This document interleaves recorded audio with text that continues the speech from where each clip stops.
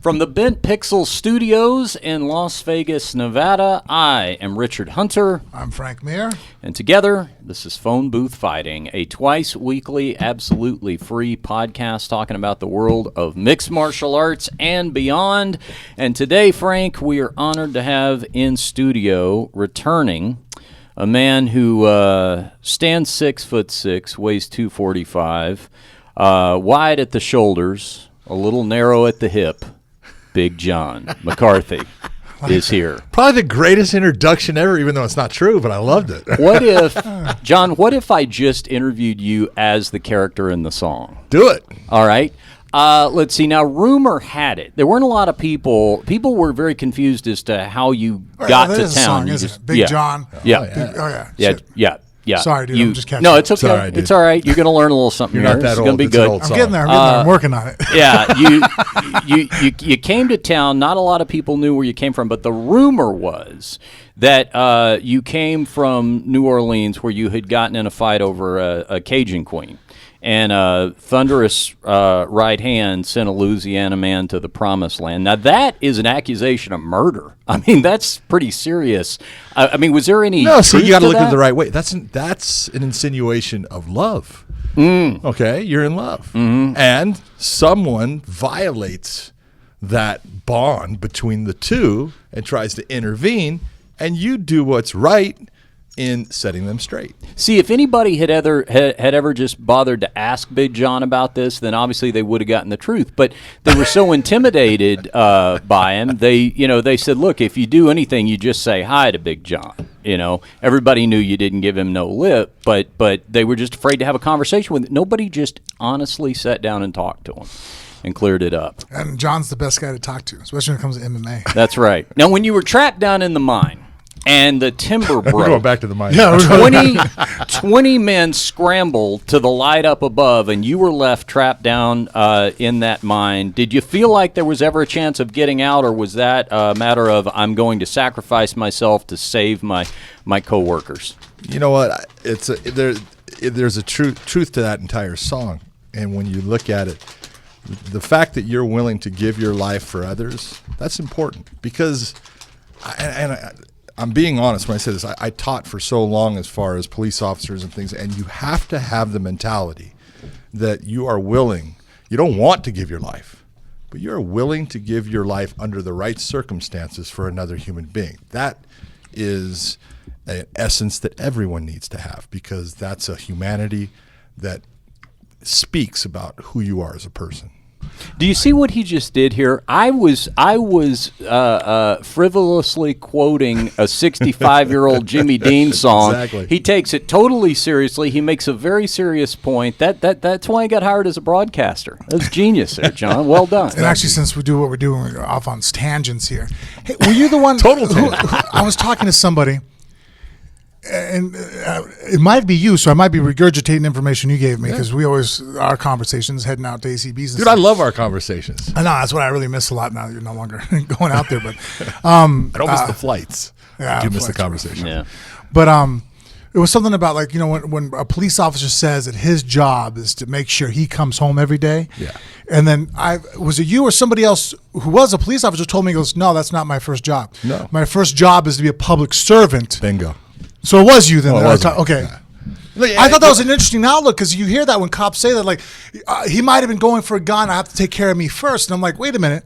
And he said, no, you're a public servant. You have to take care of society first, even at the detriment of yourself. I was like, wow, that's actually pretty deep. I never thought of it that way. Well, you get into all kinds of things. But again, like I said, I used to teach. And one of the things that was always out there is this term called officer safety. And it is important, because, look, you are important as a police officer. You still have a family. If you're going to tell me in every situation that officer safety comes first, then you shouldn't be the police officer, because there are times, hey, you know what? You need to put yourself in that line of danger, that position where you can be hurt, to protect another person that needs you to step forward. If you're not willing to do that because, it's not safe for you, then what good are you as the police officer? That's actually true, because if you think about it, other first responders I mean, firefighters run into fires all the time. Absolutely, it's not safe. It's not safe. I mean, Hello. think about it. Burning house on fire, natural response is to run in the opposite direction. Yeah. Right. Not run to it, let alone in it and up it, Yeah. It's so funny. You say it, and you have no idea. Firefighters, I used to make fun of them all the time because, sometimes we would have a police station, a fire. Yeah, there's a lot of right brotherly, together. almost jousting A between. lot of trash talking on the side. Oh, absolutely. Here in Vegas, they do it like they do MMA fights against each other. They'll do football games, hockey games. I used to love when there was like a world heavyweight title fight, in boxing. It could be, when Evander Holyfield was fighting Riddick Bowe one time. I went over to the fire station because those guys always got it on. And then when they would get called and have to leave, and I could stay there and watch the Whole place by itself with a bag of chips. You go, huh? yeah. But I'll tell you what, there was one, the old Brown Derby. The Brown Derby was a famous restaurant in Hollywood. And the old one, gets shut down, and a lot of, transient people and people, some people want to call bums, but homeless people, they were utilizing it as a place to, stay. Oh, really? I didn't know that. And they'll always do something where they'll leave a sterno on, and it catches on fire. Mm-hmm. And we go in, and it's incomprehensible for someone to understand how hot it is inside a true fire, inside a building, that your skin feels like it's burning as you step in. You can't breathe. All right, all these things, and you're trying to get people out. And then, you get out of that thing and you get away from it. And I can remember that fire was freaking, flames are shooting out of the roof about 100 feet. And it's so hot, where I'm at 50 yards away from it still. And firefighters are on top of that roof, hitting it with axes and things like that. And I just looked at them, and I remember thinking to myself, yep, that's why I'm a police officer. You can shoot at me. I do not want to be on that roof. That's hot. Mm-hmm. That's horrible. That's, that takes a lot of courage to be up there. And so, there I'm with the theme of they're not putting themselves first. Yeah, I'm sure there has to be consideration for their safety. They're doing, they're calculated risks. Exactly. Everything is. And that's the way you do police work. But anybody that's going to sit there and say, oh, I come first, then you shouldn't be in that job. Yeah. When you were a police officer, what were the years that you were a police officer? From roughly? 1985 till 2007. Okay, and all in L.A.?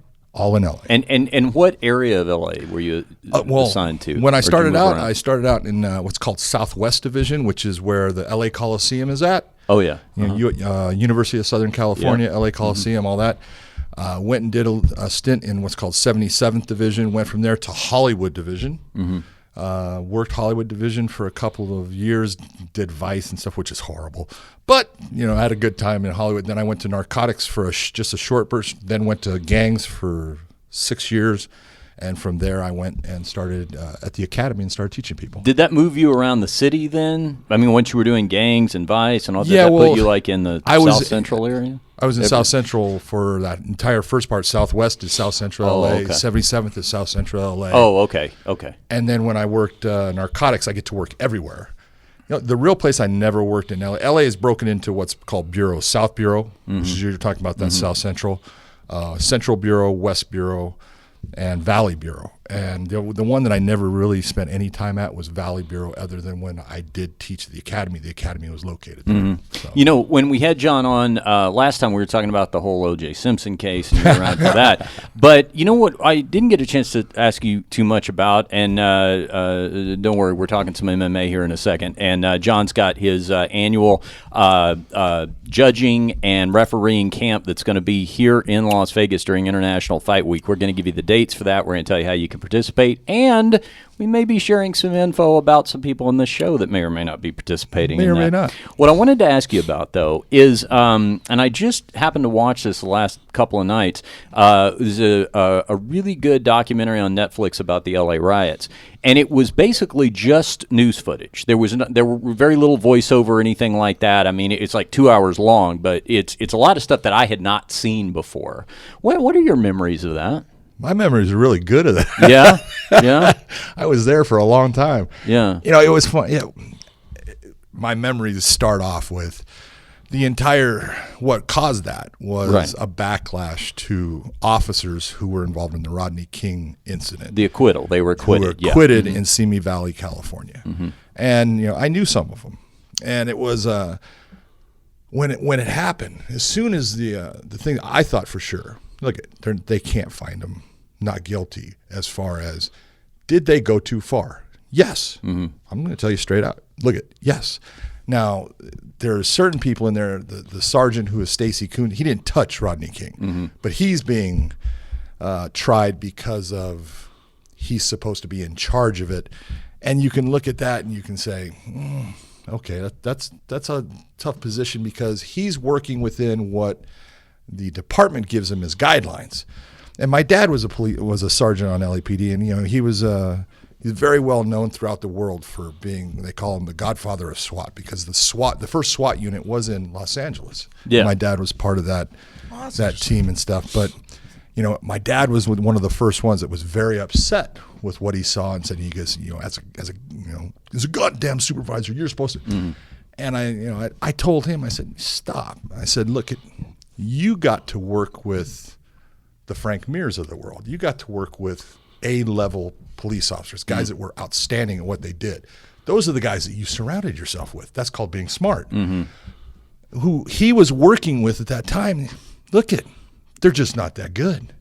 And when you're working with C-level, D-level, it's not as easy to supervise and get all this right. So I look at him and him as a person being tried, but there came a point in that entire incident where, they went too far.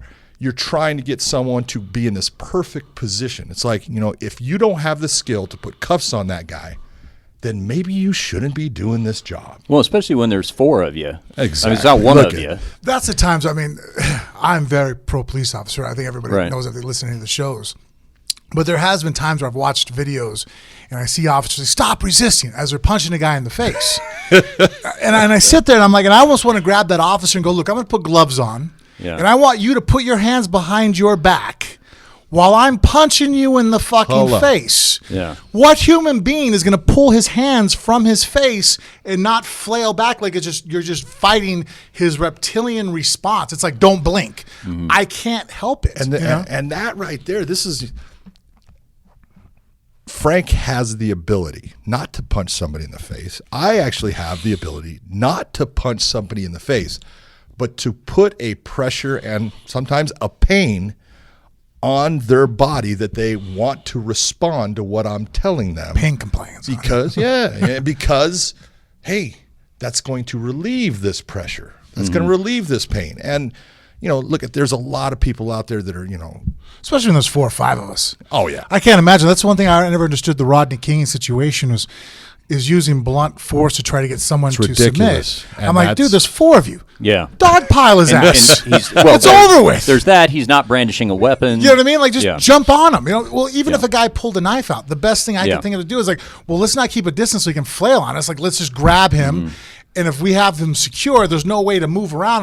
Look, I like knives. I know one of the greatest enemies is if I can't move. If I get smothered by 4 or 5 guys and all I can do is this, I'm not really doing a lot of damage. You know what I mean? Like, like I'm screwed, What was because let me ask you, because you mentioned that trial happened in Simi Valley. I remember when we were talking about OJ, you were saying, that should have never been moved out of the Brentwood area with the OJ trial. But in this case, kind of the same thing happened because they moved it out of that South Central area where it happened and into Simi Valley. You think that was a mistake too?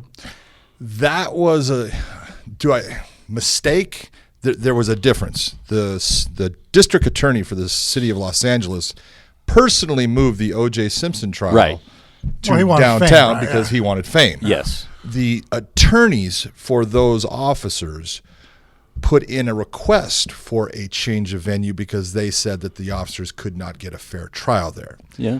I understand why they did that. Yeah, you can make an argument for that. And do I or look at your peers? Are those their peers or the peers back? That's the question. It's hard to say because it's but isn't Simi Valley all police officer bases? Isn't that the community? Well, it's 98% white. That was a big problem. But all the police officers live there too. What I'm saying is, large community. As opposed to, are they getting a jury of their peers in South Central? Maybe not the people that live next door to them, but that is where they work. It's a weird. Well, if you're going to ask me, do I think they could have moved it from downtown into another location? Yes. Yeah. Okay. But when you moved it to Simi Valley, it doesn't make sense to me. Right. Those officers work for Los Angeles.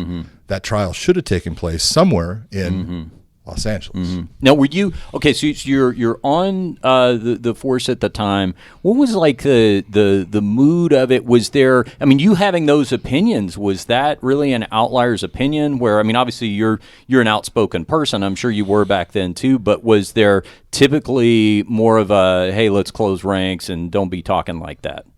Oh, you know what I'm saying? I think that's very common amongst police officers that I've dealt with. It's a common thing to not criticize another officer in a situation, even though you might have the idea that I would not do that. I wouldn't be that person that took that action. But you're not going to come out and say, it was wrong. But there was a lot of officers that looked and said, Jesus Christ, I wish I was there so it wouldn't have been that. Because, you know, you can look and there's a whole lot that goes with it. And Rodney King did attack. Yeah. They don't show it, but if you look at the entire film, he did attack Lawrence Powell. He went after him.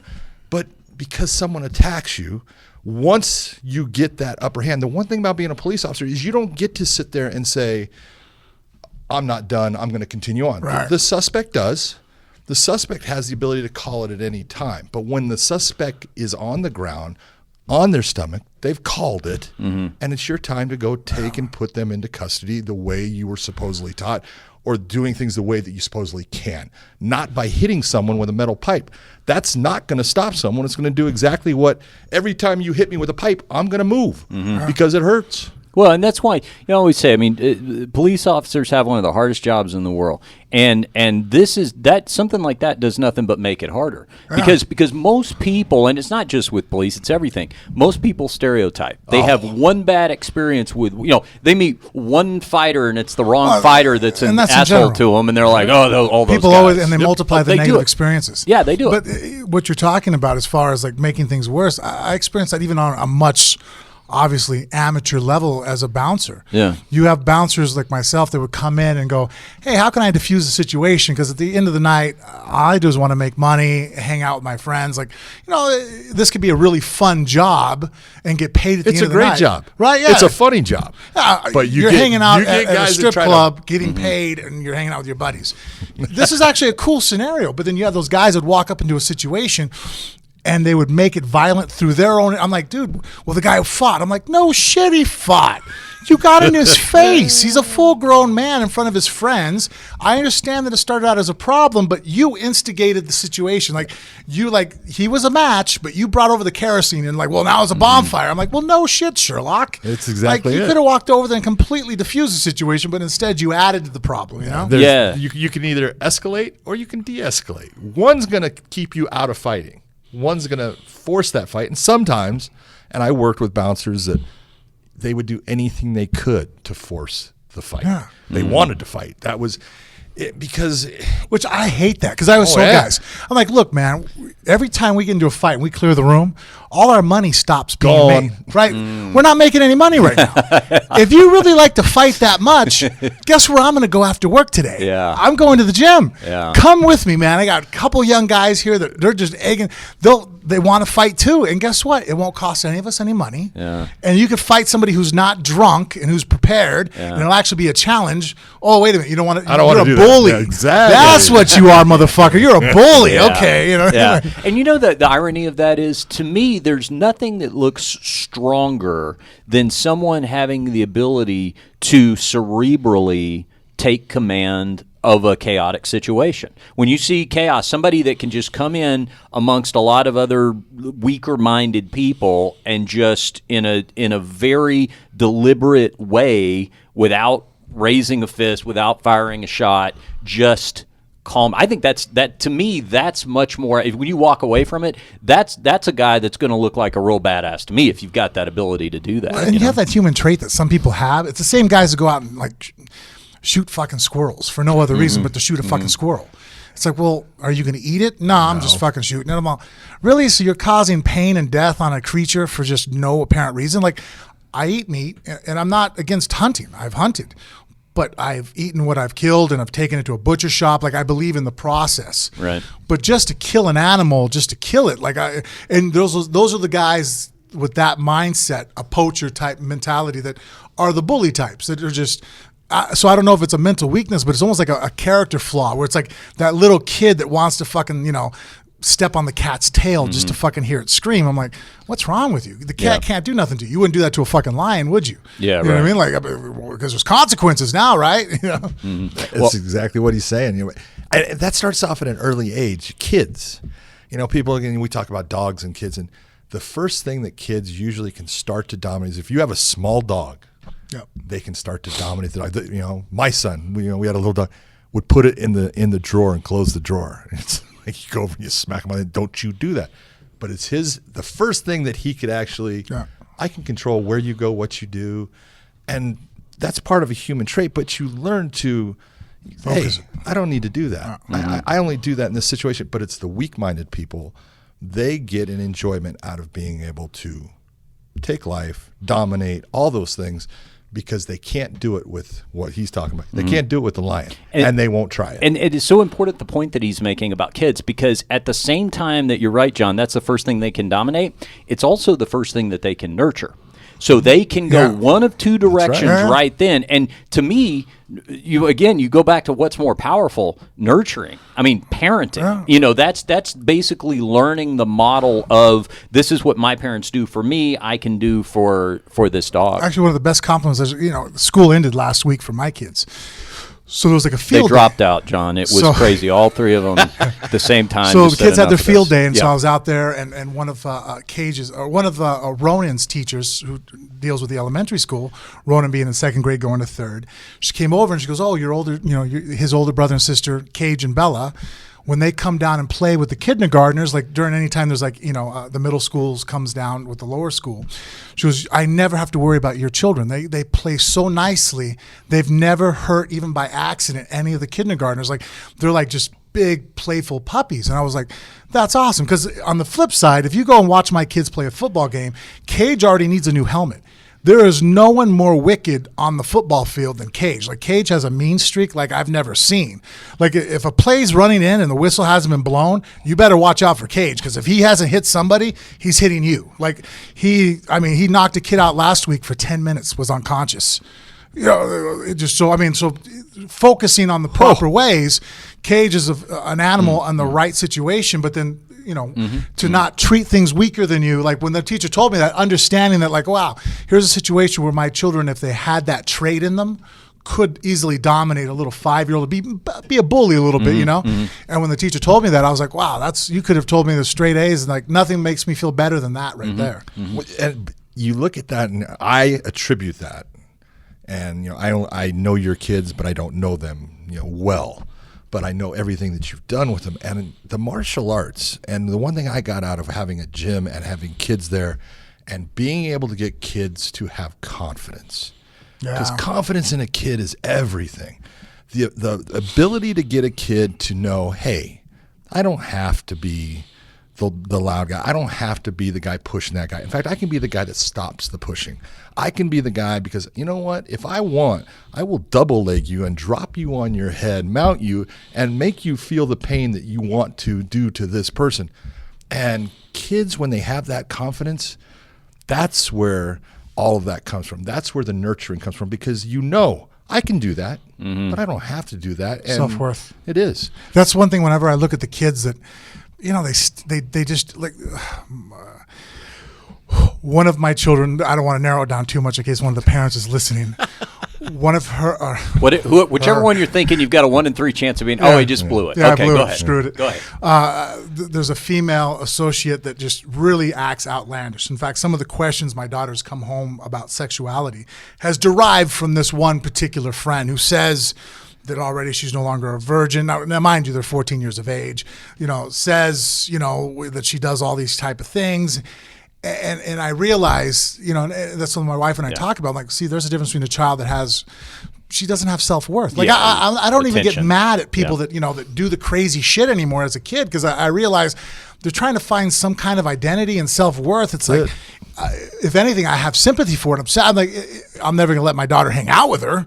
Like I got to protect mine. I'm sorry. But at the same time, I guess I don't get angry anymore, because there's a lot of sympathy there where I just look at it and go, man, I wish your parents would just fucking take time to give your ass a hug. You know what I mean? Yeah. Like, pay attention to you and make you feel like you're worth something besides like her self-worth that this little girl has discovered now is, oh, I'm a vagina. And I'm like, oh, fuck.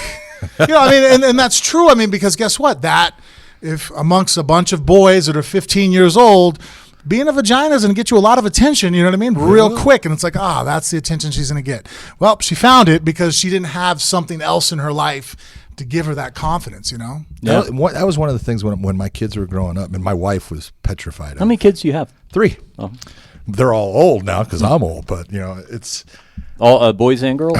2 boys and a girl. My oldest boy is 31. My youngest boy is 25, and my daughter's right in the middle. She's 28. So you start having kids when you were 10, John? What happened? I wish. Okay. But the whole thing was, my idea was, hey, you don't lie to your kids. Tell them the truth. They have a question about something. Yeah. They're gonna get all kinds of information from their friends, and most of it is gonna be bullshit. Most of it's wrong because those kids have no clue either. Right. 100%, man. But if they're going to ask the question, tell them the truth. Explain things out. Don't be embarrassed by anything. Let them know exactly. No, this is exactly what that is, and this is what this is why people do it, and this whatever it is. And in the beginning, my wife was like, "Oh my God, you can't." I think one of the first things that came up was my son asked about Magic Johnson and having AIDS. What's AIDS? How do you get it? So I told him. I went through the entire thing, and I said, you can't. I don't know how he got it. There's multiple ways to get it. This is but my kids to this day will say, you know what? I always knew that we could go to either you or mom, and you would tell us the truth. Our friends would say something, but if I really wasn't sure if they were right, I would come to you and ask. And honesty is one of the most important things that you can give to your kids. Source of information. For sure. See there, if Donald Trump had been raised by Big John McCarthy, he would not have had that embarrassing moment in front of Bill Gates where he didn't know the difference between HIV and HPV. But that would have not happened in the McCarthy household. So, John, we want to explain what's coming up for International Fight Week. This is exciting stuff. We talked to you about this before. In fact, John was our live on-stage guest in Chicago just a couple of weeks back. That was fun. Yeah, wasn't that a lot of fun? That was Did you have fun. a good time? The thing that surprised me the most was Frank Mir's a good comedian, man. He's good, right? Dude, it's not. Everyone Yeah. thinks I could get up there and do it. And Yeah. you think about it, and comedy is not only about having a funny joke. It's about how you present it, the timing of it, and then how holding back, just sitting there not saying anything for, several seconds and then coming out with something and being able to make fun of yourself. And you did all of that. And I was so impressed by the entire thing. I mean, I was like, that was good, and it's not good because I like Frank. It's good. Yeah, I'm very proud of him for this because when we really first started hanging out, one of the first things he told me when he found out I did stand-up was he said, I've always, wanted to do that. And I said, well, sometime we should, I'll get a spot for you and we should go out and try it and everything. And but when he did it, he worked so hard at it. And the first time he went up, he's never used notes. He had everything down from the very first time he went up and all this material. And then as soon as he did the first one, he wanted to do it again. He wanted to make it better. He thinks about how he can make it better. He's very competitive. I mean, that shouldn't surprise me. Yeah, that should surprise me. But because you're right, John. It's like so many people would just sort of coast on that, especially if they've got a big name where people are going to come out to see him anyway. Yeah. It'd be good enough if I just Charlie do that. Sheen it, you know what I mean? Yeah, but you can talk about Tiger Blood. Come on, man. Yeah, but no, we actually the comedians have huddled up here in Las Vegas. Those who have seen Frank do a stand-up, and we have all agreed that of anybody we've ever seen try to do stand-up that was not a comedian, they're known for something else, that he's the best anybody's ever seen do that. He was really good, and I was impressed. And I know he takes everything seriously, and he put work into it. But that's what makes you succeed. Yeah, and that's what everyone needs to know. Look at whatever you want to do. Obviously.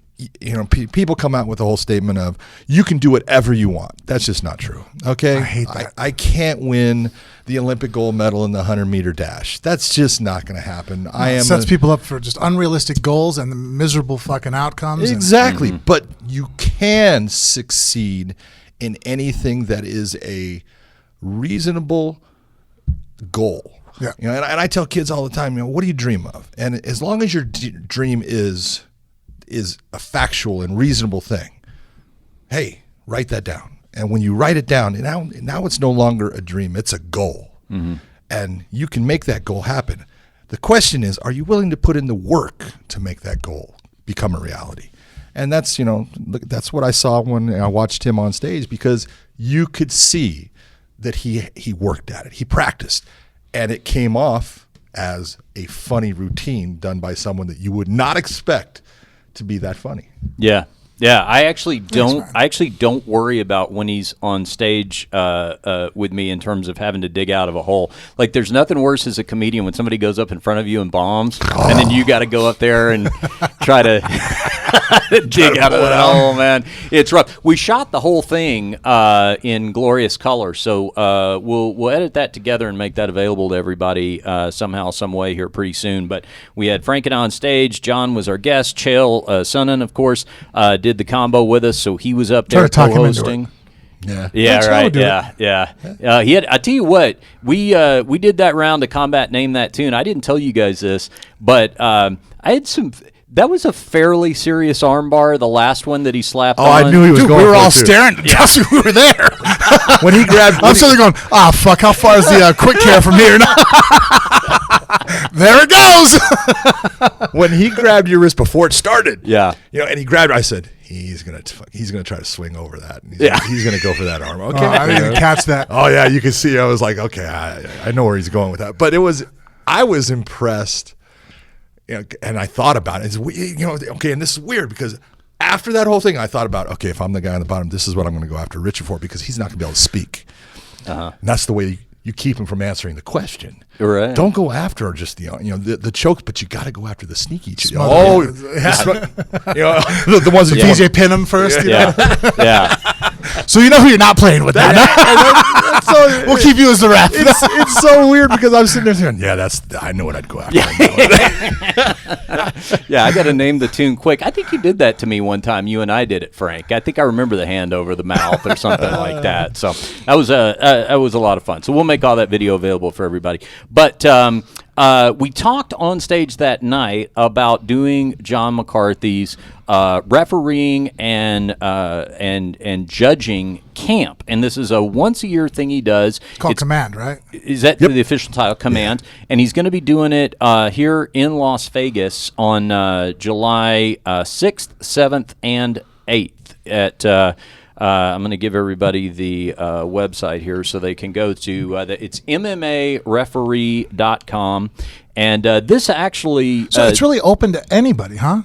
Yeah. It's funny. I would have just assumed that it was only for people that are, referees or judge. Like if some Joe Blow fan just wanted to take your course, I figured to be like, well, who are you? No, I don't shut it off to anyone because it's important that fans get to know something about the sport and come in and learn something, and if you can pass it, great. It doesn't happen really. I'm just being honest. It's so much for them, and they have a perception of, I know MMA. Well, shit, but I think I know MMA. And how many times have you corrected me? Well, and that's sat there and go, well, this way it goes this way. And you're like, no, it doesn't. I'm like, oh shit, you know what? And I fight for a living and have quite a few fights. And I'm like, wow, I never knew that. and it's one of those things that, I look in, I've had guys that have fought in the UFC, in Bellator, in Pride.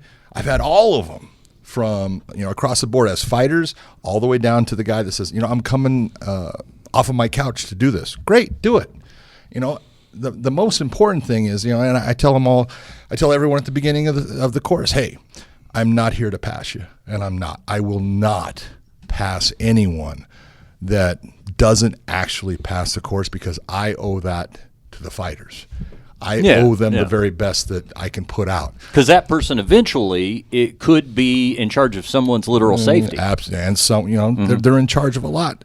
And I if I pointed out all the different judges and referees that I have taught that are now doing those fights, hey, they can get there. And my whole thing is, I want you to come and learn. If you learn, then you've succeeded. Okay, it comes down to the same thing as in jiu-jitsu. We go by, I never go by, when you're in practice, I got tapped. No, you learned. You learned how to, hey, that guy can do this. How do I stop it? And what was it that I did that allowed him to get to that position? What can I do to stop that? It's about learning. And if you can learn something about the sport that you didn't know, it will make the sport more enjoyable to you. You'll have more confidence when you're talking to your friends, if that's what it's about. Or if you want to be that guy that actually steps inside of that cage or sits on the outside and makes a judgment about who wins that fight, because it's a whole lot different when you're sitting in that seat and you actually have this card in front of you and you know it means something. It's a lot different than watching on TV and saying, "Oh, I think so and so won the round." Mm-hmm. Now, is it okay? So the course is 3 days. Again, the website is MMAreferee.com. If you're going to come into Vegas for International Fight Week, and listen, that is Comic-Con for MMA fans all week long. So this is just another cool thing that you can do to be a part of it over these 3 days. So this, John, is if I seriously want to pursue becoming a referee or a judge, there's that for me as far as the first steps for that. But then also, even if I don't have aspirations for that, if I be a broadcaster that doesn't know what the fuck he's talking about. No, listen. Hey, 100%. That's why I'm going. You know what you're talking about, brother. No, listen. That's one of the reasons I'm going. It's the same reason I started jiu-jitsu, was because I wanted to be able to speak better about what I was seeing, and this to me is just another version of that opportunity to understand rule sets better, to understand things to be looking for better. Do you know what's funny? Since talking to John over the last 6 months about this judging criteria, if you go back and listen to my ACBs with Brian, probably about 30% of the time I was like, I don't agree with that score. I don't agree with that. I don't agree with that. Do you know, probably in the last 5 shows, I haven't had a scorecard I didn't agree with now.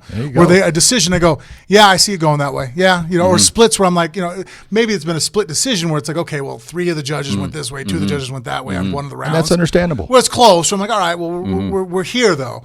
But I haven't had that huge gap where now talking to you, it's like, oh, and then that also I think conveys through. That's why I want to understand it better, because that's the only way for the fans to figure that out is for the commentary crew to understand that. And I think that's one thing we were talking about that with the Stephen Thompson and Darren Till fight. Yeah, the commentators I think create more confusion with the scoring. Well, let's ask John about that, because I know John had some strong Twitter opinions about it. That fight happened this past weekend. I've actually got it. I'm going to turn the computer around just as a frame of reference, because I don't think we have. I didn't pay for the license to broadcast it on our YouTube channel. Cheap ass. But we'll just let it roll there. But yeah, this fight to me, John, I mean, it was, first of all, it's got the classic hallmarks of the nuanced fight, where nobody gets the crap beat out of them. Nobody narrowly escapes submissions. It's a fight on the feet. It's Wonder Boy doing what Wonder Boy does, which is, first of all, you got a couple of natural counterpunchers, but you've got Till, who maybe to the layman's eye appears to be walking down his opponent. That's the biggest problem I have with the Russians right now. We have the biggest problem in the ACB. Is that one guy will be moving forward and one guy's moving backwards. That does not mean anything about who's winning. It means nothing, and I've tried to convey that thought to him, like, hey, guys, here's the judging criteria. Herb is like, hey, I'll email you the scoring criteria one more time. Like, look at this. It doesn't matter. Well, he's more aggressive. Aggression means nothing if I blast you 15 times in the face. It's like, it doesn't matter. I mean, I can run backwards all day long, and people, for whatever reason, we can't get that out of people's minds. And that's why I really want the commentary to try to start educating the fans so that they sit there and realize that the judges aren't idiots. It's that they're judging on a criteria different than what you're hearing over the microphones. Exactly. Well, this was a unanimous decision for Till. 49-46 and 48-47 were the two versions of the cards. Just maybe explain then, John, what, from your perspective, what you think they missed. Well, to be totally honest. Yeah. My first Twitter thing was about talking about octagon control, because it was exactly what Frank is talking about. Commentators were saying, well, he's got octagon control, when that, as far as the scoring criteria, doesn't even come into play unless you have your striking is completely equal or your grappling is completely equal. And there was no grappling really in it other than clinch work. And then once you get, okay, my striking, we'll say, was completely equal, then we'll go to aggression. And then if the aggression is equal, then I go to octagon or cage control. So I mean, really, it's like the fourth criteria. It's the last criteria because it means nothing, and that's the whole point of why it was put there. Wow. It is, there are guys that naturally want to go backwards. There's fighters that, hey, I want you to. I want you to step Johnson into my walks range. backwards, and he's the best fighter in the world. Pound for There you pound. go. John Jones walks backwards All quite the a bit. time. I mean, he does this, walks backwards, and fucking kicks you in the head. It's over. You know what I mean? When you watch Dan Cormier against John Jones in either fight, but let's go with the second one. John never took one step forward. Hello. Not until he kicked him in the head. And that's the whole point. Look at fighters, when you're looking at Stephen Thompson. You know, what's funny is talking about that fight real quick. When I was watching it, I had people around me, oh, Daniel's winning. I'm like, no. what fight are you watching? He's getting hit with all kinds of shots. I'm like, I think he landed one good overhand right. I said, other than that, like, John's kicking the shit out of him. And like, oh, you're being biased because you're friends with John. I'm all, no, you're not. do the fucking count meter here. You know what I mean? Like, and that's what happens is, fans are watching, and look at they lean towards one fighter or the other. If there's one thing, I don't lean towards one fight or the other. I lean towards a good fight. And when you talk about like the Till versus Thompson fight, I love that fight. I think it's a technical masterpiece by two guys in the stand-up game that are so good. They're both doing all kinds of things. The feint, like you're just watching right there. You're watching things that a guy is doing that is setting another guy up, but that guy doesn't fall for that. He doesn't go into that trap. And so I look at that, and although it's not the most exciting war, it's an exciting fight in my book. It's the same as when I see two ground technicians that are so good at what they do, and they're stopping. Yeah. One guy's going for something, a guy, you watch what he does to stop it, and you go, that is so good. Now, I like that kind of fight. My problem with this one was the commentators, and especially the UFC post-fight or pre-fight people, they're putting information out there that's not true. And that hurts the fans in understanding what the judges are utilizing to score that round. Do you think a lot of people realize, because I don't think they do, that the judging criteria is actually tiered? That there is more priority on one element of the criteria than there are others? I don't think they realize that because right now, if you think about it, more people watch the UFC than right now you got the three top shows last time. You got UFC, Bellator, and then ACB. And Yama Pit. Oh, I'm sorry. ACB. You like that? Just for you, John. All right, good, Yama Pit. Yama Pit fighting. It's never too old for dust off a good old Yama Pit reference. And so UFC obviously still has the lion's share of viewership. Yeah. If their commentary crew, like what you say, like a commentator, I mean, that's why I take my job so seriously as a commentator. I first realized it with fighters. I could watch two fighters in a stalemate match where they're really, I could sit there and go, wow, look at this. They're battling over the wrist control here. They're fighting, blah, blah, blah. And you can look, and now as a fan, you're like, oh, okay, I see what's going on. I realize there's not been any big movements, but I can see what Frank's pointing out. They're fighting over this wrist control because if that wrist gets controlled, he's going to expose his rib cage. And if he exposes his ribs, he can get on the hips. And then I see the battle that's occurring here. Or I could be the commentator that goes, yeah, I think they need to stand him up, man. There's not a lot going on here. There's a little action. You know what I mean? And now the fighter, as a fan at home, you're like, oh, these guys suck. They're not doing shit. You're being told they suck. Right. And that's usually what you're going to go with. So then that next step is when, after talking to John, this was probably very early in the ACB, I was like, fuck, man, I never realized that because I don't understand the rules as well as I thought I did, I don't want to be just like some of the other commentators out there that pass along wrong information. And really, we're the educators of the sport. I mean, I'm the front line as the commentator broadcast crew. When you're watching a fight, that's what you're hearing. You know what I mean? It's like watching any kind of sporting event. You only know what's going on because of what you're listening to the commentary. And I can completely change it and either educate or make certain aspects more noticeable, less noticeable. So without us understanding that, that's why I think there's so much confusion with the judging criteria, because at the baseline, the commentary crew for one of the number one organizations in the world, they don't understand it. If they took the test right now, I guarantee they couldn't pass it. They don't understand it. No, they could not. When you, and now that you are a broadcaster yourself, John, now a number of months into this thing with Bellator, I mean, I'm sure you would have had a passionate opinion about it before as a referee, but now being in the broadcaster seat when this happens, do you feel even more compelled to try to get that philosophy out there? Yeah, you know what I'm saying? because that's what, when people understand, the problem is this.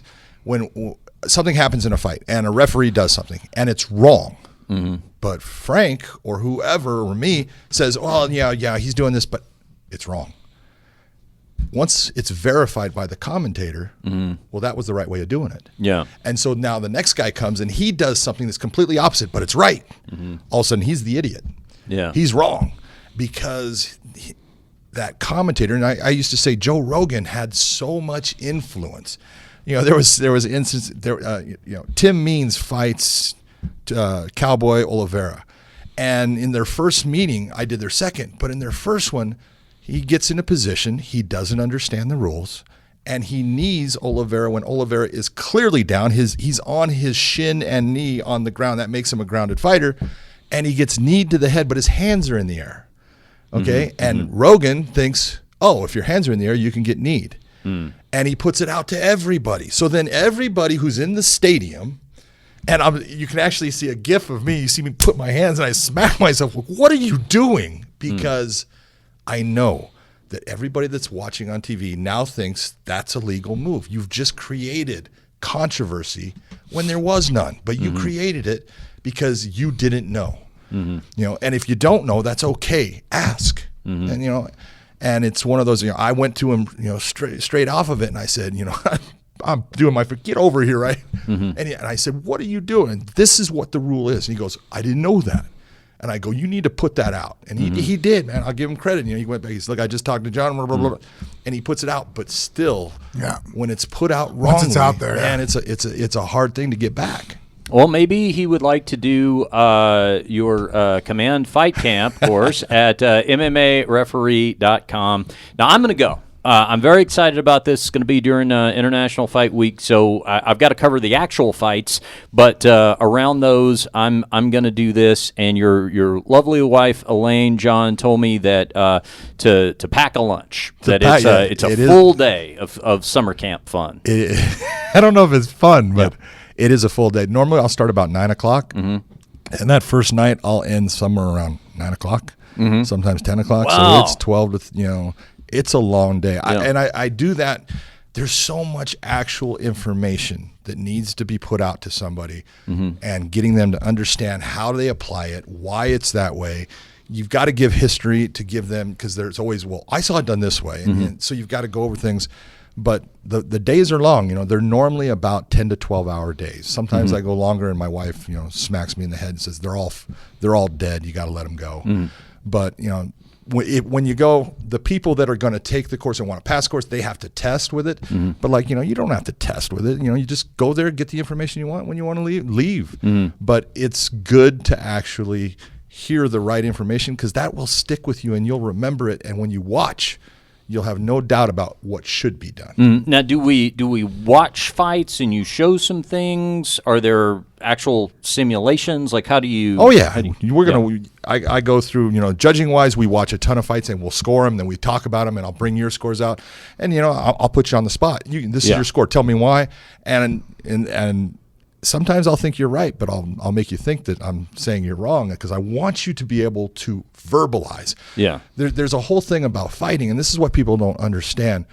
Fighting has a language. It's a language that Frank talks and I talk, and it's the same as speaking, Russian, in a way, or speaking football or speaking baseball. There's a language to all of them. And if you want to be this official, you better be able to speak that language with no accent and no mistakes in grammar.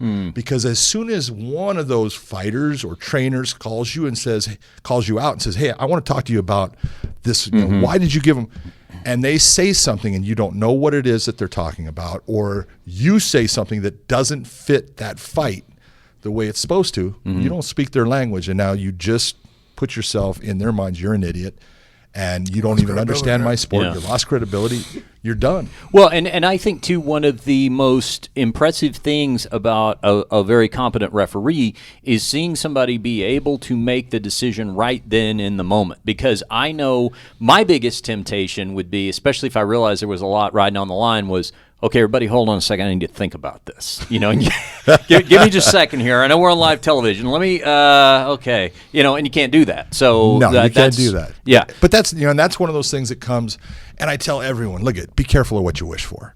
And when I say that, I want you to wish to do that big fight, but people have no concept of the amount of pressure that is really on the referee. Yeah. The fighter going in, he looks calm and stuff. Trust me, he's got pressure on him. And Frank understands what that feeling is like going in there. Sometimes you're going in and you're feeling really good and things are good. And sometimes you're stepping in that cage and you're going, I got this injury. I know I'm not in shape to go this whole fight. And you've got these things going through your mind. Well, the referee, if they're young in the sport or they haven't done those big fights, when they're put into that situation, the pressure that's on them, especially once they're going to do a UFC or a Bellator, it's going to be on TV, and there's going to be a lot of eyeballs on them. They step into that cage and their heart rate's at 160 beats per minute while they're standing still against a pad while other people are being introduced, and that makes you make mistakes. Mm-hmm. That puts you in a position where your decision-making process is bad because your brain's going so fast, because your heart rate's going fast and things shut down. You want to be that person that is able to slow the fight down, and there's ways of slowing. When I was, in there with, Frank, the fight was slow to me because I know exactly if he's in a position, I know what he's going for. I know if he's got a chance of getting it. I know, this guy's not defending it right. And you'll see me start to come down a little bit closer because I know he's going to end up getting that submission based upon what he's doing compared to what he's doing, and that the fight's slower for me. But if you're not in that position where you understand it that way, you see Frank Mir starting to put a submission on someone, and and you start to get amped. And getting amped will make you make mistakes. Mm-hmm. Now, what if that right there is one of your problems in that fight? Tell me what we're looking at here. Right now, you're looking at, and you could have seen it earlier. Mm-hmm. You see Stephen Thompson get kicked with a linear kick to the knee, and he buckles. He looks over at the referee. Why does he look over at the referee? Because he thinks he's being kicked with something that's illegal. Because in kickboxing, K1 rules. Can't do that. Muay Thai, even Thai boxing, where you can kick to the legs with a roundhouse. Yeah. Actually attacking the front of the knee with a oblique kick stomping down is illegal. It's only stand-up martial arts I've ever seen it legal is in ours, in MMA. Yep. In all the striking arts, full contact kickboxing. Can't do it. I can't think of one, like Sanshu, whatever, you name it.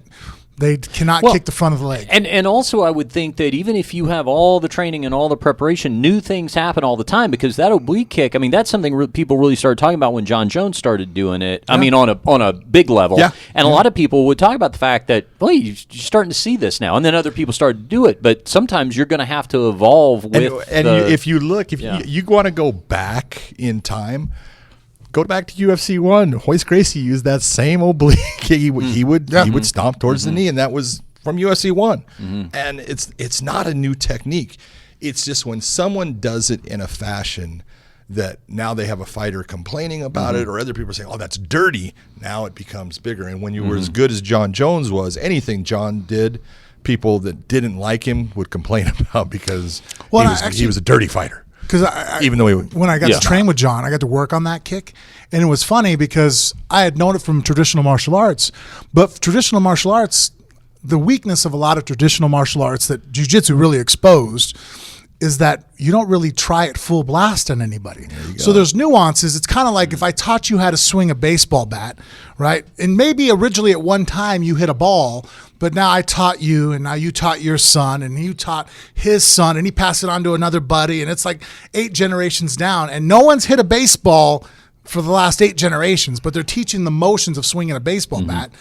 Something's going to get lost, and that's where a lot of the traditional martial arts got lost. At one time, they were real fighting arts, but over the years, we lost it, and the Gracies brought that back, and so I learned the oblique kick in traditional martial arts, but the way they did it, it was like we never really tried it. And then John showed his version where he kept his weight up. It was more of a stomping down, and I felt it. I was like, "Oh shit, that's that's menacing."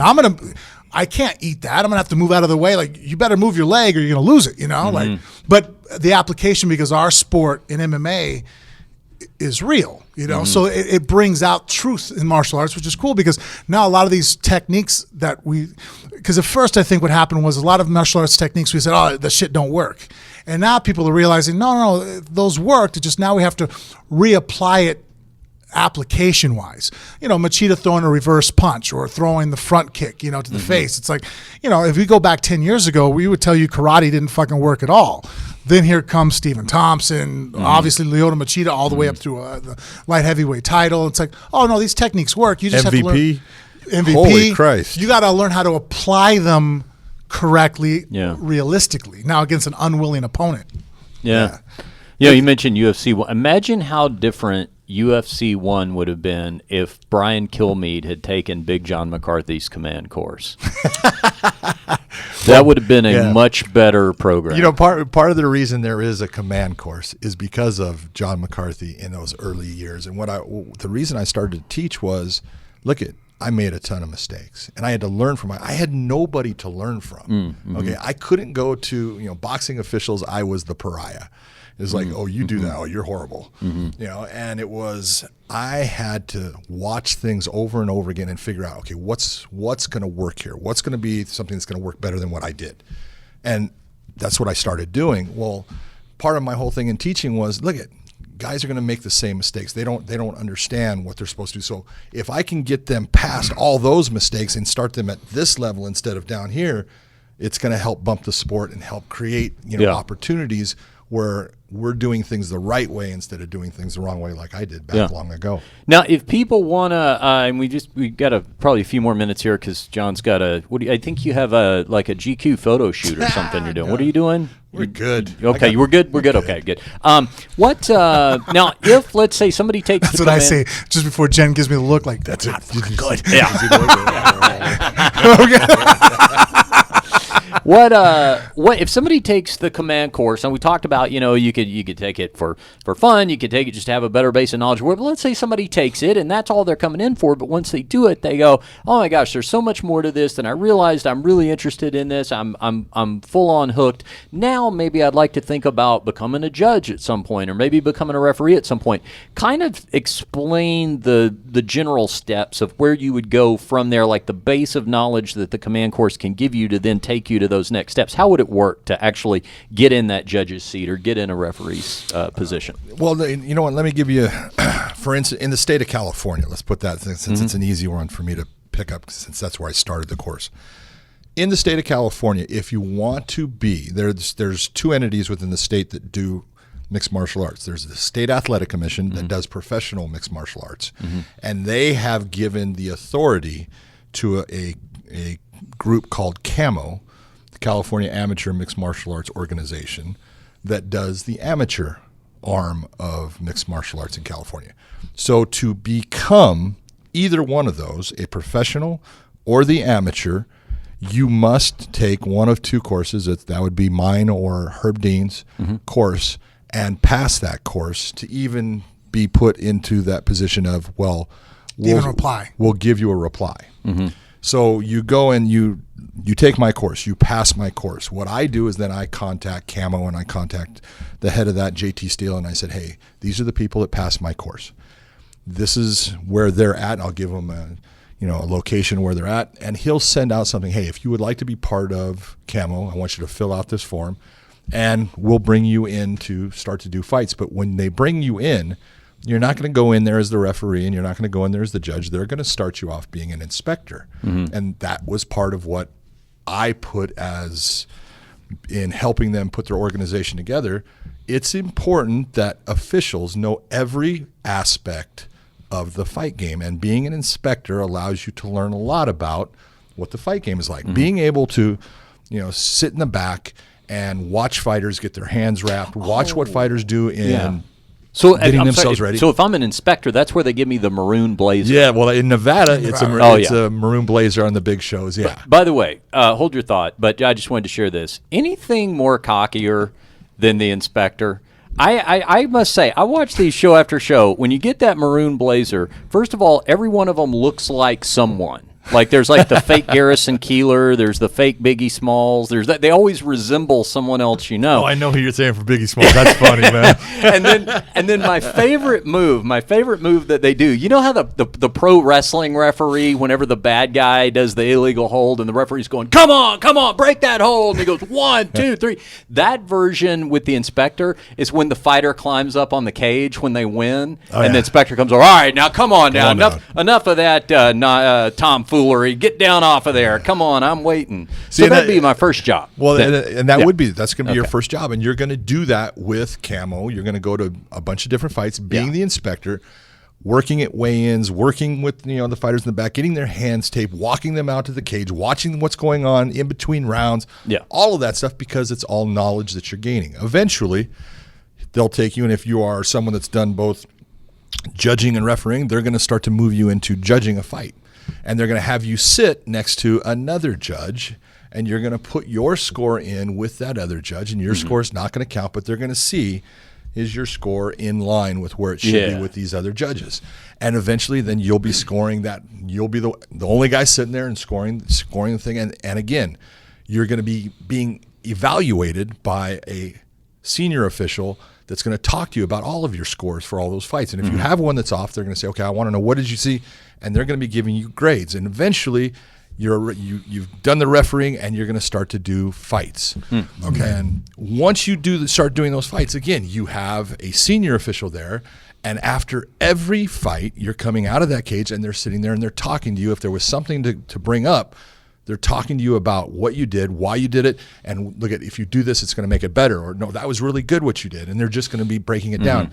And you must get at least 200 fights in a 2-year period for you to say, I want to start to translate over to the professional side. Okay. And then it's going to almost start again. You're not going to start as the inspector, but they're going to bring you in, and slowly you're going to start at the bottom. They'll start putting you in one fight in a professional show with other people there that are going to be there to walk you through things. And it's a process. And you're talking about, in the state of California, to go, the last one that I can tell you that's really taken that big step is Frank Trigg. Frank has gone from being the guy who was in the amateurs, and now he's doing professional fights, and now he's doing, he's gone up and actually done a UFC, and he's done Bellators.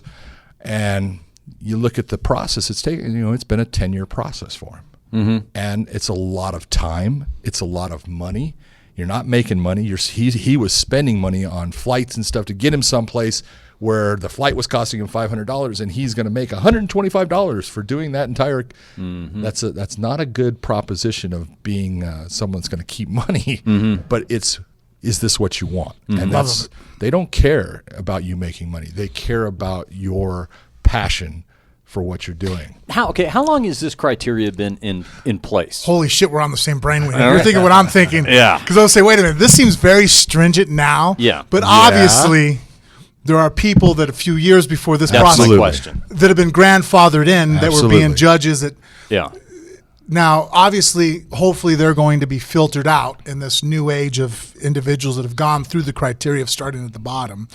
But I mean, like Adelaide Bird did not probably start out as an inspector, right? No, Adelaide started off as a boxing judge and came into. Even when she did that, did she? I mean, she probably. Well, back when, if you look at when mixed martial arts came to Nevada, that was their first show was September of 2001, right after 9/11 basically, and Mark Ratner was the executive director of Nevada at the time. And, what people, they look at it now and they go, well, that's stupid. But at the time, first off, Mark Ratner had no idea about mixed martial arts. He wouldn't know, what a referee was supposed to do or what the judging criteria should have been. Look at it, it's not his world. You can't blame him. So he's going to go with the people that he trusted, that he knows personally, that have done judging for in the past. And that was a lot of the people in the boxing world. You had, Glenn Trowbridge and Adelaide Bird and these people that were part of the Nevada State Athletic Commission for boxing. If they wanted, they went to, I put on a class, And they came out to it, but it was not a command course. It was a very short, abbreviated, hey, this is what you should be looking for. Crash course. Yeah, and it was a lot of crash. But it was, that was what they did. Now, some of those people have stayed. Now, I'm going to be honest about Adelaide. Adelaide got famous over the Triple G Canelo fight. And then everyone is, going off of things off of that. Now, there's no judge. I don't care who it is that people are going to agree with all the time. And the one thing I will give Adelaide, she works at it. She asks questions. Every time that we were in an Ultimate Fighter, she would come up and say, "This was my score." Oh, really? Oh, absolutely. Shit, now I feel bad for bagging all the time because there's so many times, though. I can't tell you how many times that when I don't agree with a judge, 9 out of 10 times it's her. It's always her. And I'm just sitting there looking at her. I'm like, what the fuck are you watching? It's funny. There's those times, and I can tell you as the referee, I have people saying, "Man, you screwed up that fight, man." It's like, I didn't do that fight.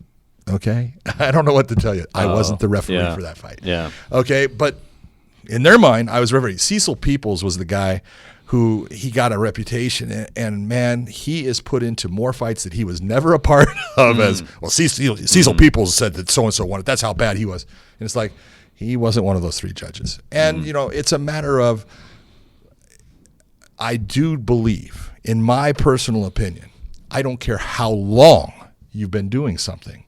I care about how good you are, and that's the one thing that has to change as far as the mindset of athletic commissions is, well, this person has been with us for 20 years. Great.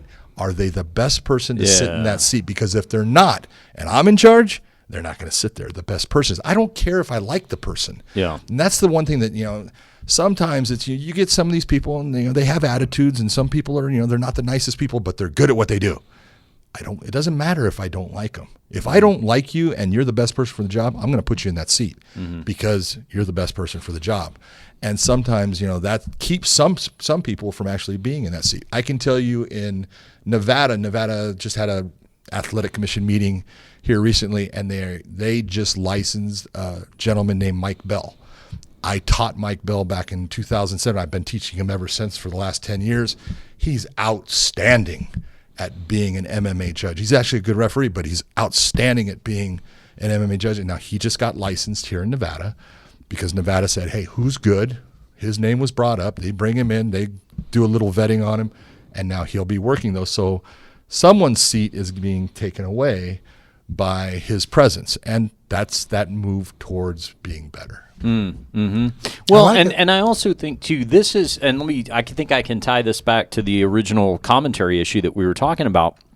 MMA judging started out by just bringing over boxing judges because that was the closest thing you had. Yeah. Now that you have people that are specializing, being brought up from day one as an MMA judge, maybe also commentary can benefit that way, because I think we're still seeing, apart from when fighters make the transition over, we're still seeing that thing where guys are play-by-play commentators that are coming over. Sometimes it's not even a combat sport. Well, this guy's done a bunch of basketball, so we got him doing this. He's got a good voice. I mean, not that doesn't play a role, but it would be nice if we could start seeing in the future guys who come up from day one with the specific intent of being an MMA color commentator. No, you're absolutely right, and it's a matter of, Frank would be the first person to tell you, play-by-play, man, that's not an easy thing. Color, which is what Frank does, and now I do, and he's way better at it than I am, but it's a matter of, you're really just talking about what guys. You're the why guy. You're the what guy and the why guy. This is why it's happening. This is what he needs to do to stop, or this is what this person needs to do to take that advantage. You're that what and why guy. The play-by-play is the guy, he's trying to bring up all of these add things, and then how would you stop that, Frank? And he's going to be asking questions. He's really the organizer. It sets the pace and framework of the conversation. He is. Now there is those times. Sometimes they become the color guy too. Yeah. And they sit there and they'll say, "Oh, that's a beautiful straight right." Work with Mauro Ronaldo. Mauro actually knows what he's looking at, and he starts to go through in the whole thing, and it's like, yeah, he's right.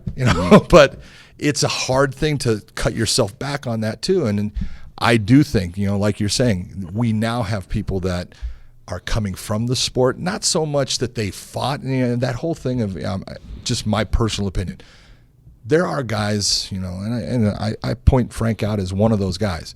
Frank is intelligent. I don't want to tell him that, okay? Because, in person, I'll tell him, you're a dumbass, okay? But no. More than once. He has a real intellectual ability to break down a fight and break down what guys need to do and break down the game and then put it out there for people to understand. Not everyone can do that. And you could be the greatest fighter in the world and not be able to break anything down for anyone because the way that your mind works in doing it is completely different than everybody else's, and you can't verbalize that to the people. The play-by-play guys, they're in a position it's tough to do, but if you don't know the sport, I think it's impossible to be good at it. Yeah.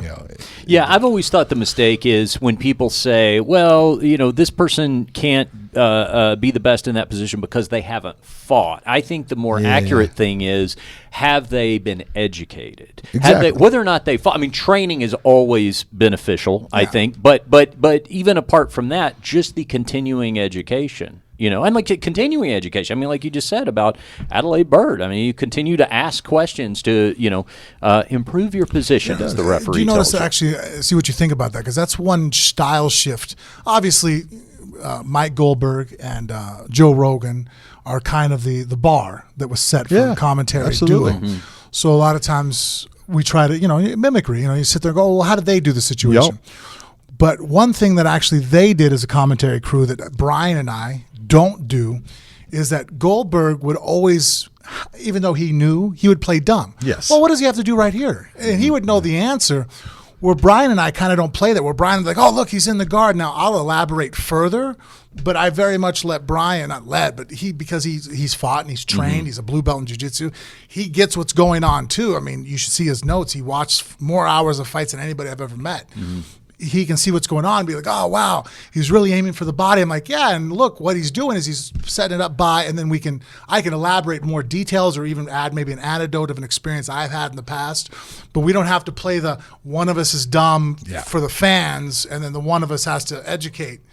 And your style with Brian, yours is conversational. Yeah. Really conversational. That's what we're trying to do. But that's fun. And it's almost like podcast-like in that you're fly on the wall and you're just listening and it makes sense. Where a lot of people look at Goldberg and they go, oh, he didn't even know the sport. No, he's setting Joe up 100% to be the answer guy. And, it's not that Mike didn't know. He knows exactly what that is.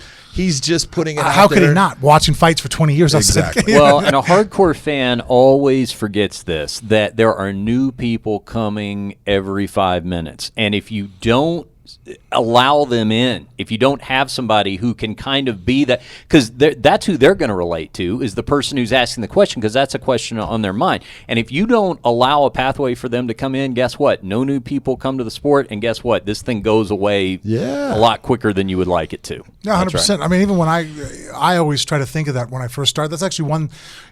I have my resets. I always call it like a reset. You know what I mean? Like where we all have them. Right, you have your words reset, words that we go to. Yeah, it's horrible. And my reset for as far as like my first thought, with breathing, when I'm ready to fight, it's always my breath. I always worry about, okay, relax my stomach, get a deep breath. Okay, focus back.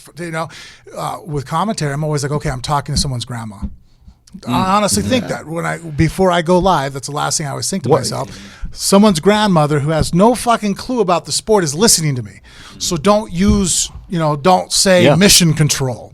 It's like, well, what the fuck is mission control? You know what I mean? Like, obviously there's some words that you're going to use that I have no other description for, if I say triangle or omoplata, but even sometimes omoplata, I won't use it like, oh, he's doing a shoulder lock with his legs, because a shoulder lock, I think, is a very... Makes more sense to the person, because omoplata, if they don't know what it is, they have no idea so I've where tried to it's eliminate affecting. a lot of the terminology from my vocabulary that only you're a person that Yeah. fights would know, or if you've had a couple months of jiu-jitsu, you would understand it. Have you heard Ezekiel? You're like, oh, I know what that is, but someone's grandmother doesn't know what that is. But if I say, hey, a choke, a strangle, those words all make sense. I'll tell you where we had practical application of this in Chicago.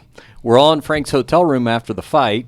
He's gone to the restroom or something, down to the ice maker. I don't know where he went, but he was out of the room.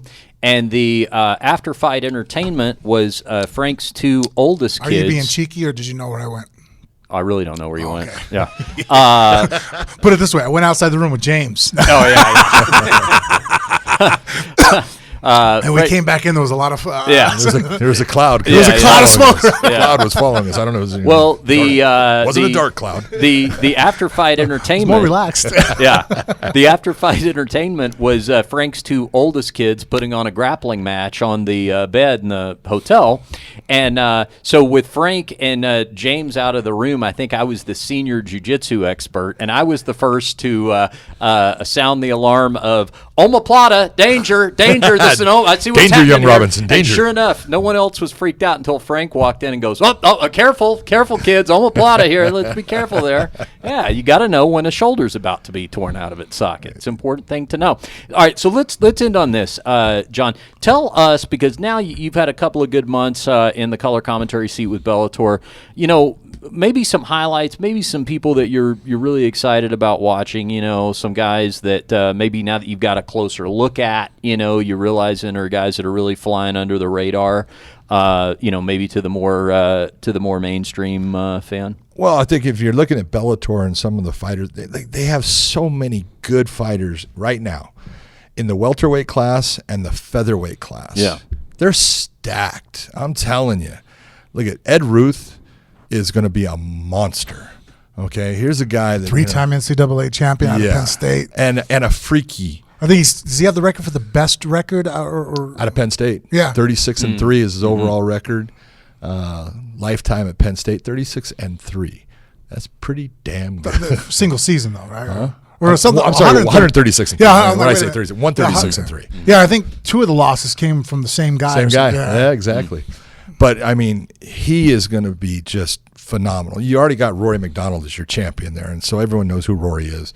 But there's so many guys that don't get credit. Douglas Lima is freaking phenomenal. I'm telling you, and this is the problem. This is the one thing I've always looked at and thought is weird, but it's what the UFC did to really make them who they are, is people look at the UFC as those are the best fighters in the world, when some of them are, and some of them aren't. Okay, and just flat out. And in Bellator, some of those guys are the best fighters in the world, and some of them aren't. But if you take both groups, I mean, there's guys, you know, in ACB that should be fighting in the UFC or should be fighting in Bellator if you're that person out there that cares about them fighting under a brand. But I don't care about brands. I care about fighters. When Triple G fights, I don't care if it's Top Rank or if it's Golden Boy or if it's, you know, Heyman's, you know, PBC. That doesn't matter to me. What matters to me is who's he fighting. And that's the same thing when it comes to these fighters that are out there. I wish we could start having, you know, fighters crossing over and things, but there's reasons why that doesn't happen. And that's, you know, Dana got burned. Let's just be honest. You know, back when he was a young fighter there, they had Chuck Liddell go over to Pride. Oh, yeah, they had right. Rico Rodriguez go over to Pride. They had, you know, you didn't go because you were the champion right at that time, but they weren't going to send their champion. But Chuck was their number one guy as far as, you know, number one in light heavyweight, and he got nothing in return. He got burned by the Japanese. They never ended up staying. All they did is send Sakuraba and Vanderlei to stand in the octagon. So you look and you go, I understand. You know, he got burned once, and he goes, that's never going to happen to me again. Okay, but when you look at some of the guys that are in Bellator, you look at Patricio Ferreira, who is the featherweight champion. Look at, I am telling you, he can fight with anybody. He is that good. He is powerful in both hands. His jiu-jitsu is super strong. He's super heavy on top. He doesn't stay underneath guys. He gets out. The only time I've ever seen him stay underneath someone was he had a knee injury, and so he's like, I'm going to stay here, you know, for the round. But there's so many good fighters. MVP in the 170-pound class. If you're not scared of, I don't give, you know, when I say scared, if you're a fighter that's going to face him, when you walk in that cage, you're like, I cannot allow the things that have happened to everybody else to happen to me in this cage, which sets you back on your heels. Let me ask you. Starts to create that problem for you already in the fight. Let me ask you an MVP question, because Frank and I were talking about this on the last episode. Frank and I could not remember an example of a fighter who had verbally submitted the way that Caveman Rickles did in their fight without an injury, like he had an submitted. injury. Well, no, I mean, I know he got hit in the eye, but what I'm saying is, as far as I'm talking about the kind of injury where somebody crumples or a liver shot, Or something like that. like a Roy McDonald took when he took that right hand, left hand from smashed his nose. Did you? I mean, or I don't know. I didn't see the medicals. I mean, maybe his orbital got broken or something. But had you seen an example of that before, where somebody's just sort of on their feet and just kind of says, probably Roberto good. Duran against Sugar Ray Well, yeah, Leonard, no Moss, yeah, And that's the I've that's seen what it it was. between rounds, but yeah. Have you I've seen never that? seen it during the fight where a guy goes, "Fuck it." I couldn't remember. talked to Dave Rickles about it. Yeah, what'd he say? And his whole thing was, he goes, John, he hit me in the eye. He goes, I knew. He goes, I lost sight in my eye right away. Oh, yeah. Couldn't see. Okay. Yeah. He said, I knew I got cut. I reached up and I was like, God damn it. He says, but I tried to blink it out. He says, then he hit me again. And I was like, I haven't touched this guy. I've done everything I know how to do to get inside. And then he goes, and I was not touching him with one eye.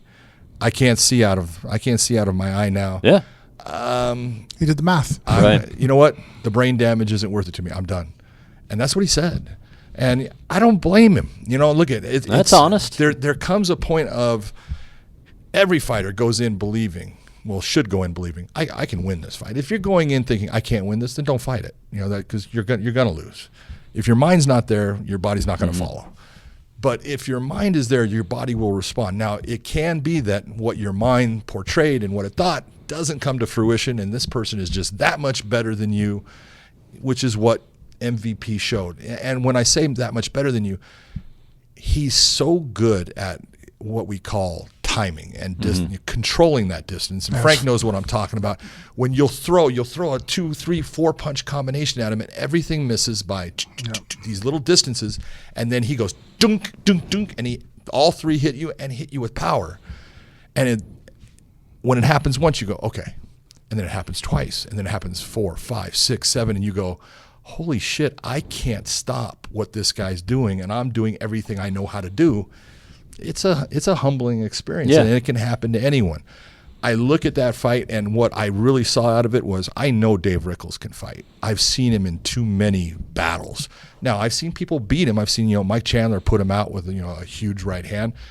But every time he comes to fight, man, I see guys that think that they can walk through him, that he beats the piss out of, because he is actually he's a good fighter. He's that durable grinder that's just hard to get rid of. And I've never seen anyone do what Michael Venom Page did to Dave Rickles. He made it to where he was like, I don't want to be in this cage with this guy. I can't touch him. That's a hard thing to get someone to that level. Well, it's kind of, I guess, in a way, really even more curious about it is that, because Frank and I were talking again on the last episode about the fact that Frank had said he's even been in situations like this before, where you just sort of, you don't quit, but you don't resist where you knew you can resist, so that the fight, in other words, probably there's a lot of fighters who would have, shot in for a weak double, left the neck exposed, given a submission, something like that. Like I said, fighters we know. Yeah. And like I said, especially very early in my career, I can point at fights where I did it, where you're not going to win, you're having a bad day, and all of a sudden the guy's hitting you, and hey, you got to move, and you just do this. Yep. It's your way of kind of tapping, because you know that the referee's going to stop it. Yep. You didn't actually tap, but they stopped the fight, Exactly. And there's Pussy always way out, but mentally, when you go and fight, there's always going to be that fight, and sometimes multiple times. There's a fork in the road, and you can take that left fork, which is going to be, okay, I am going to go after this guy with everything I have, and I'm going to try to hurt him. I'm going to get this win. And you do that. You go after him, and a lot of times it worked for you. Sometimes it doesn't. Or you take that right fork in the road. And that right fork is, I can't beat this guy, but I don't want to quit. I'm just going to survive. I'm just going to stay in here long enough for the referee to say, okay, you've had enough. And he's going to get me out, and I didn't quit. And it's acceptable. I understand it. It's totally mentally, it's so hard to stay up here and strong when we have someone that's doing things that we can't stop. And it's so hard to explain to somebody. But, as the referee long ago, I used to tell guys, hey, I would go in the back and say, if, you're in this fight, it's been going for a while, and you need to get out. You tell me, John, I need out. I'll get you out, and I'll take the blame. Mm-hmm. And I used to do that all the time. And I stopped doing it after a while because it was like, no, you know what? They've got it now. They do exactly what Frank said. They know, if I just do this, he's going to end up stopping it. Mm-hmm. And, it would end up being a TKO instead, I'm curious how Rickles going to handle it in the future, though, because, like I said, back in 2004, or when I first came back from the accident in 2005, when I was that guy that, covered up and just took the easy way out, it made sense as far as damage taken, but I hated myself so much for it afterwards. Yeah. Like I said, the Paytapano fight, I was quitting. I mentally quit in that fight. I wasn't even there before I showed up. But I regretted it so much that since then, I've taken beatings. I remember in the Alistair Overeem fight, there was one point where I'm not going to win the fight. I'm getting my ass kicked. He has me against the cage. He's fucking pounding the shit out of me. Alistair has pretty fucking vicious ground attack. I hear the referee go, hey, you got to improve your position. Those words actually scared the fuck out of me because I'm like, I might lose a decision, but I'm not fucking getting finished. Fuck that. I actually put both my hands on the mat to take more shots to the face so that I could scoot my back against the cage to show that I'm improving my position. Because I figured that in my life, I'm like, wait, the brain damage is actually less painful than actually quitting anymore. Because I've been there and I've quit in fights and been like, oh, fuck, I can't live with myself like that. So I'm curious what Rickles is going to think. That's a very intelligent and respectable. I can understand his thought process. Yeah. But when he looks back on it, is he going to sit there and go, oh, fuck, that's eating me alive? Yeah. And there's the two sides to it. I'll tell you a story you don't even know that involves you. But there's the two sides to it. Because of the brain damage. Now it's not. It's you don't remember this. It's the whole Raquel Pennington thing, okay? When she turns to her corner at the end of the fourth round, look, she'd been dominated for 4 rounds. She turns to her corner. She's got a broken nose, and she goes, I'm done. Get me out of here. I quit. And they try to talk her, but no, you're going to go back out there, and the corner took a lot of heat. And I was one of the people saying, look you should have gotten her out of there. Yeah, I don't think a corner should ever talk a fighter into fighting. Okay, exactly. I'm 100% like, now, fuck that. I am. You don't want to fight? Boom, you're out. I am into a corner because there are those times when fighters start to question, can I win? That's different. Exactly. That's it's different. And if you've been there, you understand There's a difference between can I win and the corner will actually be that motivator. They'll be the person, hey, you're doing good. This is what I need you to do. Suck it up. I need you to take a big breath right now. You're going to go out there, and this is what you're going to do. You're doing great. Don't worry about this. And you become that motivator. Yeah, when they're frustrated, they need clear guidance. That's not what happened with Raquel. And I can tell you, once she says that, now she can sit there and say, I'm glad they put me back out there. But she took more damage in going back out. And as a fighter, you can only crash that car so many times before the car doesn't work.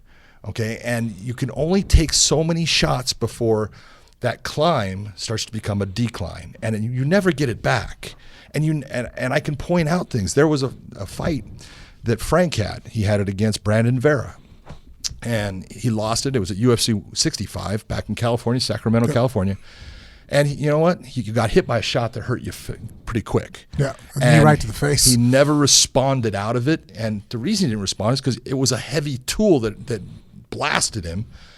But the athletic commission and the person responsible at the time, the executive director, wanted to indefinitely suspend him and say he can't fight anymore at that time of his career.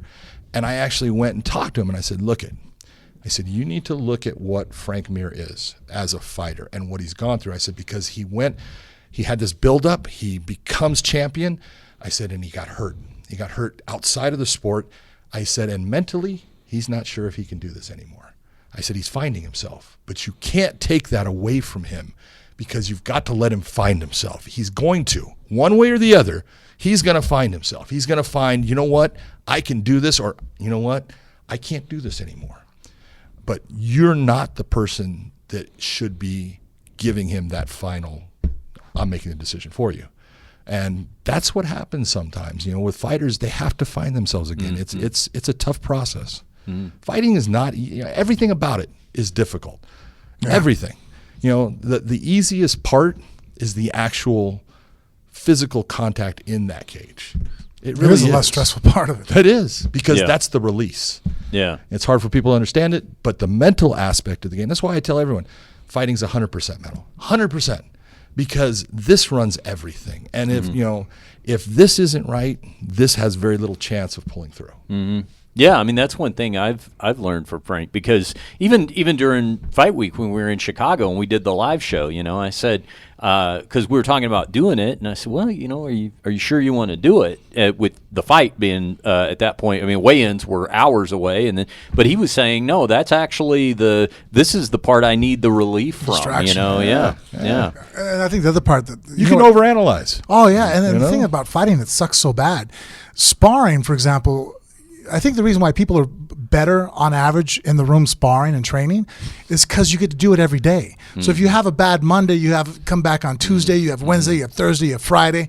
With fighting, because it's once every 3-4 months at its best, you know what I mean? That's a quick turnaround. Sometimes it's once or twice a year, right? I always tell people, you know what it feels like? It's like walking across a 2x4. Anybody can walk. If I threw a 2x4 on the ground right now, no problem. Walk right upon. Put it up. If I put that fucker up about 20 stories, all of a sudden your legs start shaking. I'm walk from building to building. It's the same 2x4, but because now the consequence is a failure, and that's one of the things about fighting that sucks is like, man, this is my 15-minute or 25-minute gap to perform, and if I don't show up today, I don't get another chance for 8 months to a year maybe to show up again. And that is that to me is mind-boggling stress. I tell people, imagine going to work every day, and I'm only going to judge you on a 15-minute period once, and that's it. I don't care what else you do well or bad. It's like the difference between having a steady girlfriend and a one-night stand. If you got that steady girlfriend, you have an off night tonight, it's okay. She knows you have money in the bank. Tomorrow's He's Thursday. done it right before. Maybe he'll get it back. Oh, yeah. One night stand. You don't know if you're ever getting that rematch. But, the thing he's talking about is, how many guys have you known that in the gym, they're just monsters? I know those guys. I mean, they beat everybody. I mean, world beaters. trust me, we'll take a world champion and tool them, in training, on the ground, or in the sparring session, just make them look bad. And that same fighter, you put them against an average person out now under the lights with the pressure of having to perform at this moment, they cannot do it. And they fail. And that's part of what makes champions, is the ability to deal with that specific pressure and that time of performing now. Here's your time, and being able to do it well. Big John McCarthy's Command course is going to be here in Las Vegas during International Fight Week, July 6th through 8th. If it's open to everybody that would like to either be pursuing becoming a referee or a judge in MMA, or you just want to learn and have a better base of knowledge to watch fights and enjoy them. It's whatever the case, the experience is invaluable, and the course is open to you. You need to go to MMAreferee.com to sign up. Now, John, what if I show up wearing the Buttafuoco's? Dude, you probably get extra points. Still not going to pass, but if you wear the Buttafuoco's, it's awesome. What if I did pass? What if I show up? You pass and I fail? Woo! What if I show up and I just turn out to be some sort of savant? There you go. Well, I mean, and people would it be wouldn't like, surprise me. Well, if look at passed you. in the You're a first savant and go. everything else, man. No, people think that you're a rock and roller. Okay, but you're the vegan guy that doesn't. Well, he is a rock and roller. He's just not a fucking drug addict. Straight edge. Exactly. He looks like he's going to hit you up for $5 for more heroin, yeah? Ironically, when we get pulled over, I'm the guy you want talking to the cops. There you go, That's man. right. Yeah. That's Yeah. it. I'm the Jake Shields of this scrap pack. I always identified him as the guy that you would want talking to the cops. He was always the driver. Yeah. Put the Diaz brothers in the back, have Gil Melendez over in the passenger seat, and just have Jake do the talking. Yeah. Totally. Yeah. All right. So there's the website, MMAreferee.com to sign up. John, it's been fun as always. It's always you are one of the most well-rounded guys to talk to, and I mean, obviously, you've got a whole history of MMA, but I like getting into the police stuff. I like just you got a lot of really good, insightful opinions. So anytime you have time for us, please make it. We'd like Anytime to you have guys want me, I love this is what's fun. Just talking. Well, you're fantastic, and by the way, you're doing a great job on Bellator. That was a solid move on Bellator's part to put you Super smart. in that spot. You enjoying it? I am. Yeah. It's a challenge, and it's I always am working at trying to get better. I'm learning about broadcasting and when I need to shut up and when I need to do something. So there's this whole learning curve for me, but I'm enjoying it. I'm having a great time with it. So it was a good move for me. No, you're doing a great job at it. All right. We do need to thank lowtnation.com, who brings you this show. Go to lowtnation.com, call the toll-free number. If you're a guy that is maybe getting into his 40s, maybe approaching his 50s, maybe into your 50s. Maybe lost a little step here or there, maybe not quite as have as much pep in the step as you used to, go to lowtnation.com, call that toll-free number, and see if you are a candidate for their treatment. Frank, tell everybody briefly just how easy the process is. No, absolutely. Just as you're saying, give them a call there. You talk to Brandon or Dr. Jason Weeks. They'll evaluate whether you're somebody who's a future potential to go ahead and maybe take the next step, which would be you going down to a LabCorp, which they have one in every state, damn near every city. At that point, really, that is the most effort you're going to have to put forward out of yourself, because once they get your results, they can evaluate it. A physician will look through, see what you need, and give you exactly that. And once a month, it'll be shipped directly to your door. All right, Frank, tell them about that Amazon banner on phoneboothfighting.com and why it's important to click through that when you were doing your Amazon.com shopping. Well, by clicking on there to do your Amazon shopping for any of your wants and needs, it's one of the easiest ways to help us out at the show. Small percentage of any of your purchases come back to us at no extra charge to you. Hit that subscribe button on the Phone Booth Fighting YouTube channel. Go to Phone Booth Fighting in iTunes and click on those 5 stars. That helps us a lot to stay at the top of the podcast rankings. Frank, where do they find us on social media? Facebook and Instagram, it's Phone Booth Fighting, and Snapchat and Twitter, it's just Phone Booth Fight. What about you, Big John? Where can people find you on Twitter? Twitter is John McCarthy MMA. Instagram? You do Instagram? Instagram, same thing. John McCarthy MMA. That's all I can come up with in my world is John McCarthy with MMA. That's okay, though. It's important. I'm glad you locked that in earlier, that you didn't have to end up being like the real John McCarthy or something like that, 'cause somebody snagged it ahead of time. All right. For Frank Mir, for John McCarthy, I'm Richard Hunter, and we'll see you right back here next time on Phone Booth Fighting.